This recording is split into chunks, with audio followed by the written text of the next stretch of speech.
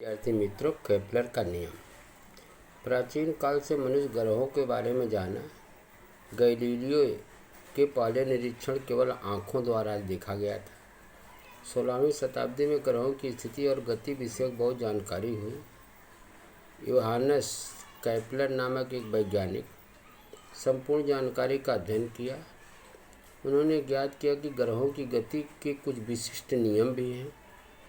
जो ग्रह गति करते हैं उनके विशिष्ट नियम है। ग्रहों की गति संबंधी 3 नियम भी हम जानते हैं। पहला, ध्यान से देखो। ए आकृति को दीर्घवृत्ताकार कहते हैं। किसी शंकु के एक प्रतल में तिरछा प्रतिबिंब करने पर तैयार होने वाली आकृति को दीर्घवृत्त कहते हैं। इसके 2 नाभि बिंदु होते हैं। 2 नाभि बिंदुओं से वृत्त पर स्थित किसी बिंदु की दूरियों का योगफल क्या होता है? समान होता है। माने कहने का मतलब ऐसा, ये दूरी और ये दूरी, दोनों दूरी क्या होती है? समान होती है। A/F1 ए से लेके F1 धन A/F2 बराबर B से F1 धन B/F2 बराबर C से F1 धन C/F2। मतलब वो दोनों दूरी क्या होती है? समान होती है। ये 2 नाभि बिंदु होते हैं। तो केपलर का पहला नियम मित्रों है, ये क्या है? एक दीर्घवृत्ताकार है। सूर्य भी एक नाभि पर, चाहे यहाँ पर रहेगा, चाहे इस वाले भाग में, चाहे इस वाले भाग में, यहाँ पर। अब कहते हैं ग्रह की कक्षा दीर्घवृत्ताकार होती है। हम जानते हैं कि सूर्य के चारों ओर ग्रह क्या करते हैं? घूमते हैं। तो ये सूर्य है और ग्रह क्या करते हैं? ग्रह की कक्षा दीर्घवृत्ताकार होती है। जो ग्रह होते हैं उनकी कक्षा दीर्घवृत्ताकार होती है तथा सूर्य उस ग्रह की एक नाभि पर होता है। तथा सूर्य क्या होता है?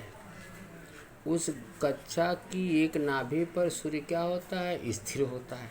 पहला नियम है, ग्रह की कक्षा दीर्घवृत्ताकार होती है और सूर्य कहाँ होता है? एक नाभि, चाहे इधर होगा चाहे इधर होगा।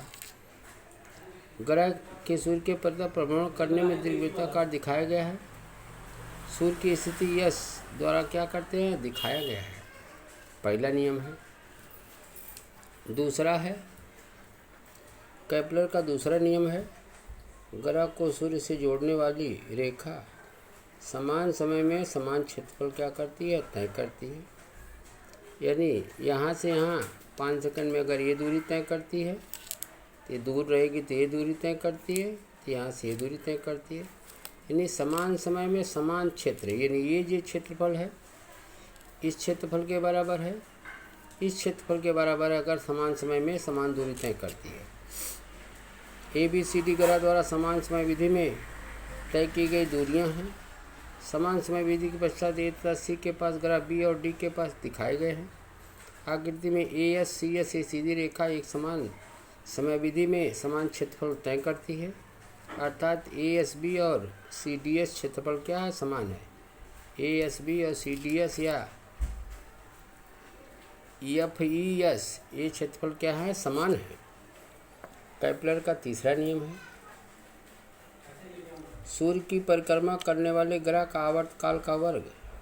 आवर्तकाल किसे कहते हैं? किसी ग्रह द्वारा कि वृत्ताकार मार्ग पर लगने वाले समय को आवर्तकाल कहते हैं। एक चक्कर में तय की गई दूरी में लगने वाले समय को आवर्तकाल कहते हैं। तो सूर्य की परिक्रमा करने वाले ग्रह का आवर्तकाल का वर्ग सूर्य से औसत दूरी के घन के समानुपाती होती है। अर्थात T समानुपाते, T माने आवर्तकाल का वर्ग दूरी R के घन के समानुपाती होती है। इसलिए T²/R का क्यूब बराबर K। ये क्या है? स्थिरांक है।